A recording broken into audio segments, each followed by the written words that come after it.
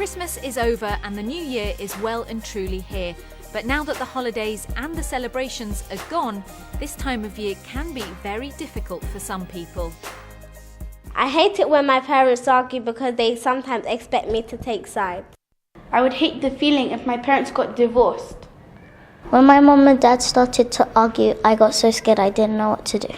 I'm sick of your lies. I'm sick of your deceit. Deceit? What are you talking about, deceit? What deceit? None of us like to watch people argue, but if the people who are fighting are your parents, it can feel like the worst thing in the world.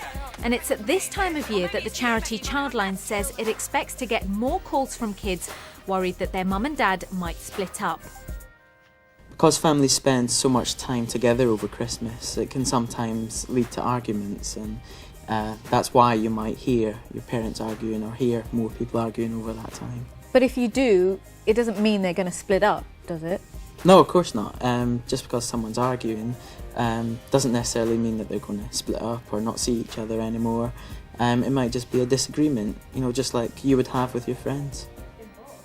The number of people who got divorced actually fell last year, but the new year can mean people want a new start. More unhappy couples contact divorce lawyers now than at any other time of the year. So if you know that your parents are going to split up, what should you do? Well, it's important to remember it's probably a last option, so speak to them, ask them why they're splitting up. It's also important to speak to them about how you're feeling, or a teacher, or a friend, or someone at Childline. It's also important to remember to look after yourself and do things that make you feel happy. So maybe listen to a CD or, go and play a sport if that's what you're good at.